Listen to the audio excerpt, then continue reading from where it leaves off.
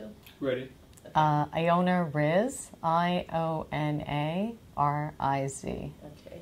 And your parents' names? Yaakov Riz, and my mother's name was Sheila Riz. Okay, and what was her maiden name? Hofer. Okay, when was your father born? He was born July 22nd, 1922. Okay, and you can look at me now. Oh, okay. Yeah, yeah. Okay. We okay with all of you? Yeah. Okay. And when was your mother born? She was born April 18th, 1932. Okay. I want to do one little adjustment. Oh, sorry.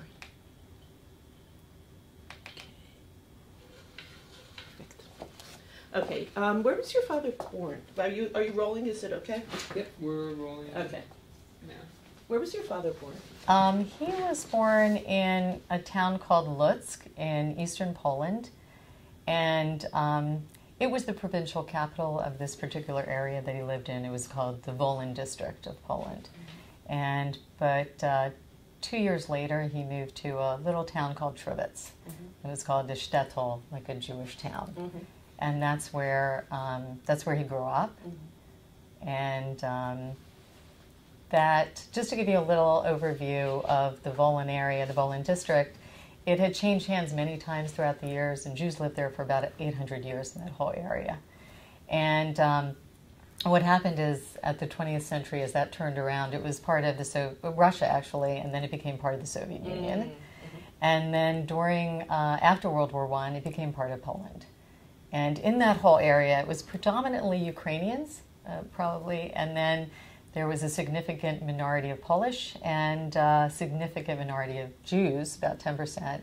And they lived in a small amount of towns, so that, in a way, they were like majorities in some towns. And in Lutsk, they were a majority, and I believe in Trivitz. They were a majority, or at least 50%. I'm going to just jump in 1 second. There's one little teeny tiny little piece of stuff. Okay. Am I talking too much? No. First of all, I told you, 90% of the stuff we're not even going to use. Oh, okay, so just talk away. Some of it needs to be for my knowledge, strictly my knowledge. Oh, okay. So I need to listen back and get the whole story. Okay. So as much as you can tell, don't worry if you make a mistake or anything like that. Okay. The only thing I want you to say right now is, my father, Yaakov Riz. Just say that. My father, Yaakov Riz. Perfect. Okay.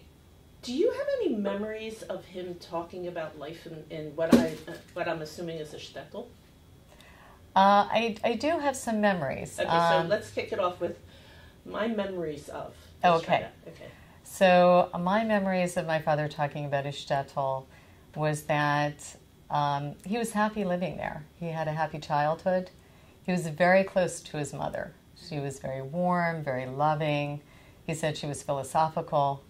He learned a lot from her. His father was strict, and he used what he called the konchik a lot, which was the strap. And but he was one of 5 and children, and he was very proud of his Jewish heritage. So he was very, they were poor.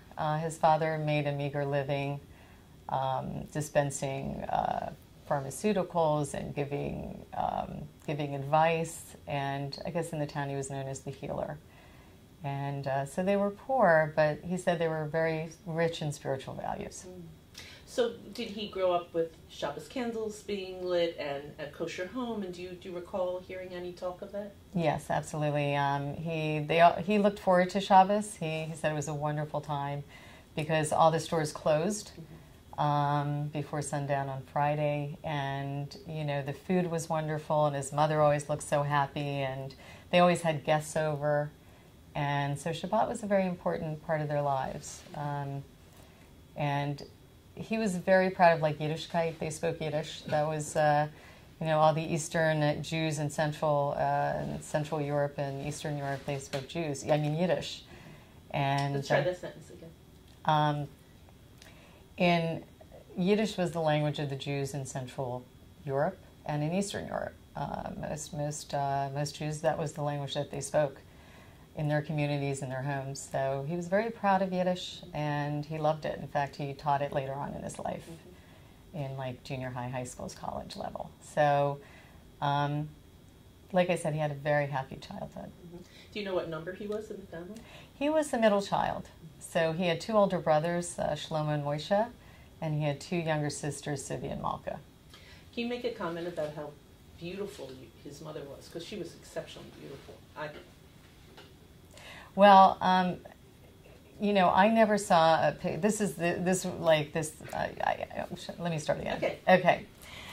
I never saw any, my father had no photos of his family. And so growing up, I had visions of them, but more like Fiddler on the Roof kind of visions. That was my visions of them. And one day, actually recently when I was in Israel, there was one surviving photo of his family. And when I saw it, I cried. I want to cry now. But I saw a photo of them, and they looked like nothing from Fiddler on the Roof. They were dressed very nicely. His father was in a suit. They were young. I would assume they were in their 20s. They were holding up their son, who was probably the oldest, I'm assuming, Shlomo. And they just looked so beautiful to me. It was just amazing. It really, I'm so happy to have that photo. It was very meaningful. How did you get your hands on that photo? What happened was his brother, he thought his whole family had died in the Holocaust. In Auschwitz? Well, he never said. And so my belief was, I just knew they died in the Holocaust. And I assumed, like all other Jews, that they were in the ghettos and then they went to the concentration camps. So I thought that was sort of what happened.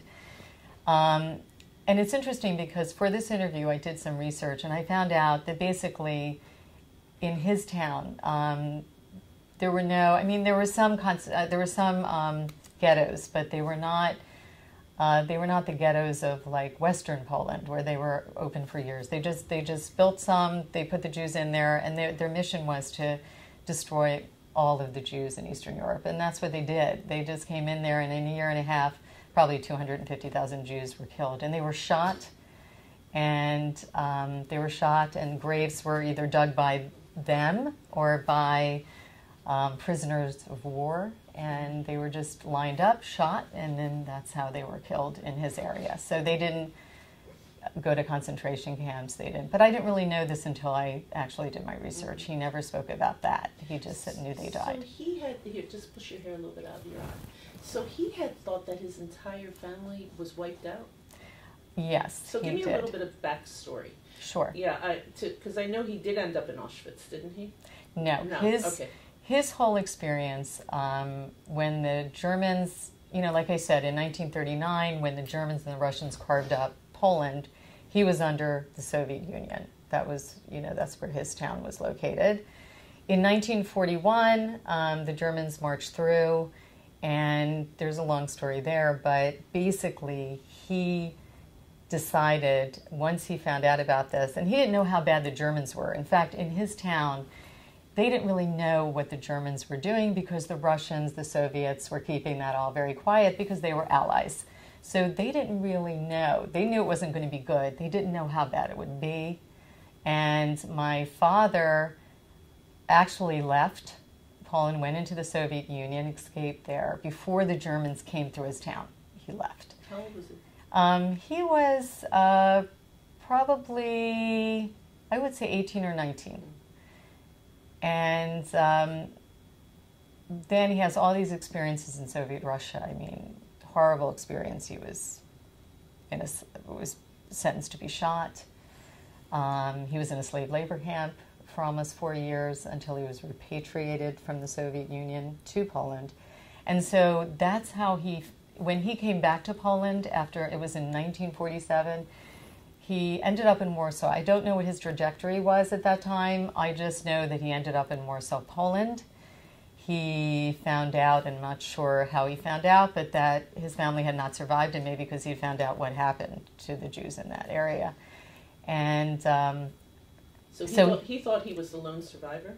He thought he was a lone survivor, like that not only his family, but grandparents that were alive, cousins, all the family that he knew, all the members of his family, which I think he said was about 83, had perished at that time. And so he had no idea that there was a relative alive out there. And he ended up going to Palestine in 1947. And ended up, and I think he even tried to search in Israel to see if there were survivors. In fact, one of his good friends, like one of his best friends from the shtetl, had survived because he too had left Poland when the Germans were coming in. So he survived, and so he found him, but he didn't see names of any other family members there. So he thought everybody had perished. Just 1 second. Is that an issue? No. Okay. So he thought everyone had perished. And then he gets to Israel in 47. Right. He gets to Israel in 47. He still doesn't know anybody has survived. Like I said, he thought that everybody had died and had looked for people in Israel and looked at the names because there were, lists of people that had survived. He didn't see anybody's name on it. And it was going to Palestine at that time for him was just, it was like a renewal of life for him because he came there. He was free. The weather was warm. He had lived in like slave labor camps. It was freezing. Like his whole experience in Russia was always being cold, always being hungry. And he actually lived on a kibbutz called Kibbutz Yagor with other survivors. And then it was a kibbutz that was started in 1922. What was the name again? Kibbutz Yagor. Yagor. Okay. Yagor. And I think it was like the second kibbutz that was created in Israel. Can you imagine? Can you just imagine?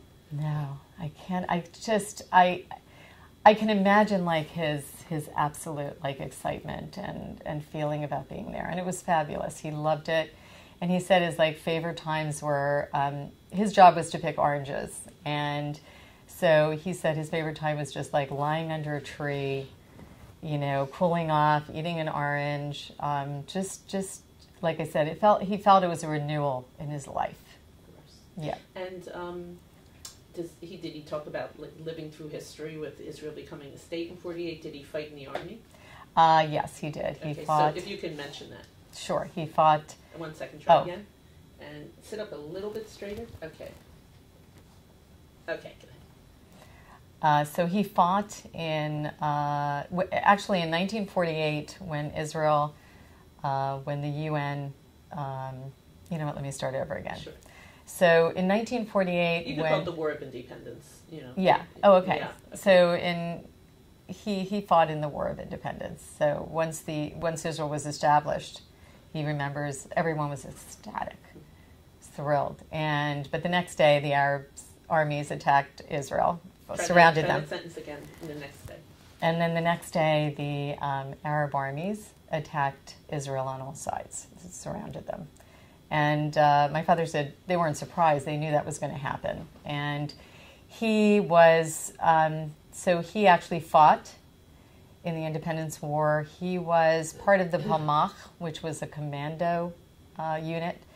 He had really very little training. They basically gave guns to these, to these men. And sometimes they trained them, sometimes they didn't. And have you been to the Palmach Museum? I was. Yeah. And it was fantastic. Isn't it amazing? Oh, it was an It takes amazing you museum. right into it.